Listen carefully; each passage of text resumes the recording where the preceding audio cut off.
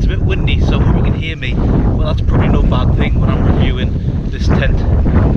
I've had the DD Pyramid tent, the superlight version, and the DD Pyramid mesh tent for a few months now, and I've done a couple of camps in them. I've filmed them, and I think I can give an opinion on them now, and that's all the review is really, it's my opinion.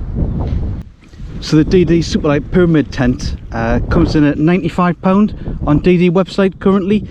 Claimed pack size of 28 by 15 by 11 centimeters, and it's got a 460 gram claimed weight. The DD Pyramid mesh tent comes in at £65 on DD website at the moment. It's got a 565 gram claimed weight and a pack size of 28 times 15 times 11. So the pack size on the website is the same for both tents, but clearly they're different shapes. But what remains is that they are both very light and very packable.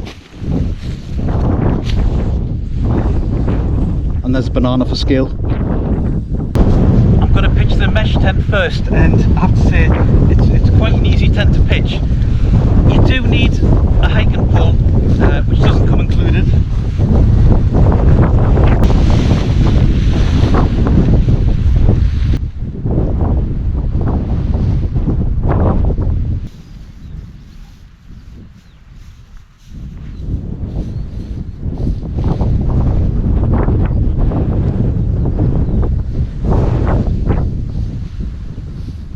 So I've pegged that out with 6 pegs, and then all I've got to do is put this in the middle.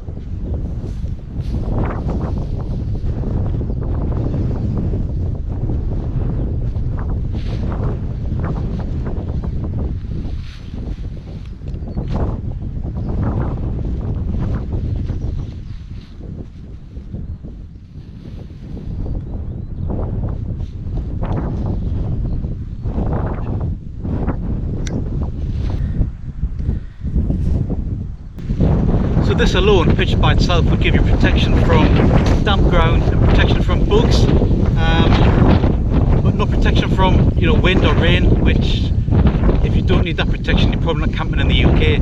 So I think for the UK, to use this by itself would be a bit of a risk. You'd be very brave. You do get masses of sit-up height. This is 120 centimeters, and some of other kind of single person tents are only 80 odd, 90, so this is great in terms of sit up. I think it's a bit limiting having the pole directly in the middle, because if you're quite tall, the biggest length is of course across the diagonal, and you can't use that, you can't lie there with this pole in here.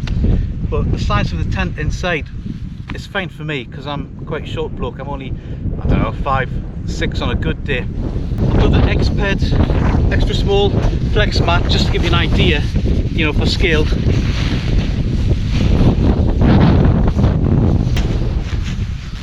And this is me with my feet right at the far end and my head here, and you can see there's enough space for me, but there wouldn't be enough space for somebody a lot taller. The other thing is the pole goes directly through the floor. There's a reinforced metal ring that it goes through, and you've got to wonder whether if the ground was super saturated, whether some of the water would start to come up through there. I haven't tested in those sort of conditions, but it would be something on my mind. At the top you have got a nice hanging hook to hang your lantern from, or your keys, or what have you. And it's got 2 inside pockets, one there and one on the opposite side. I have to say the general build quality seems pretty good, what you'd expect of DD. It's not bad at all.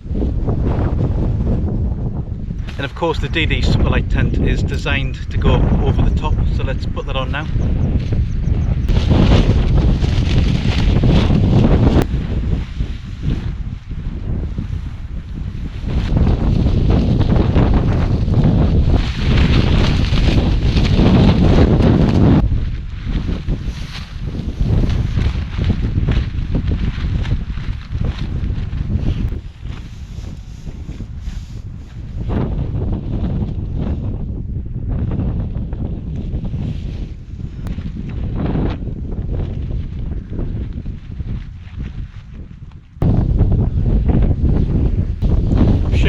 have struggled a little bit in the wind to get the fly sheet on, and that's because before you get an anchor, you need an anchor point before you get it over, otherwise it just flaps all over the place. And you can see how it's deforming in the wind quite a lot, and I don't think the wind speed's all that much. I'll just check and see. Okay, so at the minute the wind speed is about 15 kilometers per hour. Can you see that?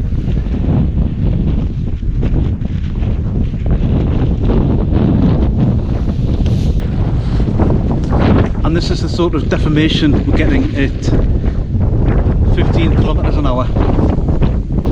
Come inside and see what it's like with the fly on. So as I said, it feels a bit flappy in here, but there's loads of room, and for all that the tent's deforming at the sides, it's not, you know, it does feel solid. I've had it in windy conditions up on Simon's side, and it was absolutely fine all night, just a little bit noisy. One thing I think DD could have improved on is the vestibule space. It doesn't feel like it's the biggest. Have a look. And I think if the conditions were windy or rainy outside and you wanted to cook in the tent, it would be very difficult without having the door at least partially open. The other solution to that, of course, would be to create a kind of virtual vestibule by unpegging the corner of the mesh tent and pegging it further in, more proximal to the pole. So you could create a lot more space in the vestibule by unhooking the mesh and staking it further in, and then putting it back when you've finished cooking. So it's not an unsolvable problem. One thing I do think is brilliant with this design is its flexibility. You can pitch the mesh by itself if you're in a dry, dusty desert, or even better, I did a recent camp where I pitched the mesh and then just pitched a tarp over the top between two trees, and I had a 360-degree view and a lovely gentle breeze blowing through. That was a great way to spend the night. And if wet ground and bugs aren't a concern, then you can pitch the outer by itself as well, and that gives you masses of space inside. And if you're in woodland, a really good thing to do is to pitch the tent with a paracord from the top loop onto a branch, and it gives you great space inside because you haven't got the pole there. That's something to think about if you're going to use it in the forest.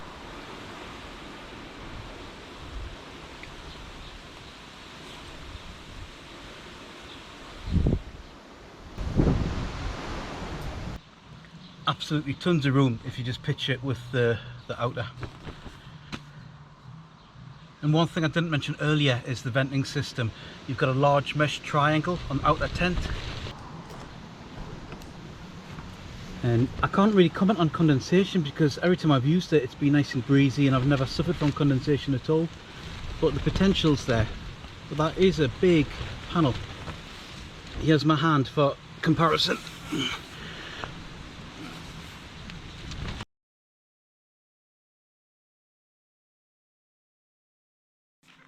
What I like about this tent is its flexibility. You can pitch the mesh just to the top, over the top, or you can pitch each component by itself, depending on your circumstances, and you get a fair bit of room inside the tent for a short person. The price is pretty reasonable. For both components, it works out at 160, even if you buy direct from DD website, and I'm sure you could get cheaper on eBay and other parts of the internet. It's a pretty good build quality. What I'm not so keen on, it flaps like a pigeon in a wheelie bin with a little bit of wind. You saw what it was like with a 15-kilometer wind. If you don't normally use a hiking pole, you've got to factor into the weight and cost of that. And I guess if you were in a forest, you could use the paracord, or you could use a branch of the right length that was suitably rounded off so it didn't pierce the tent. And you know, if you do use it with a pole, it cuts down on usable space. And it's a tent that's maybe better for windless forest conditions, for shorter people. So I'd recommend it for hobbits, but not elves. But that's what I think. If you want to add what you think about the tent, just drop us a note in the comments. Thanks very much.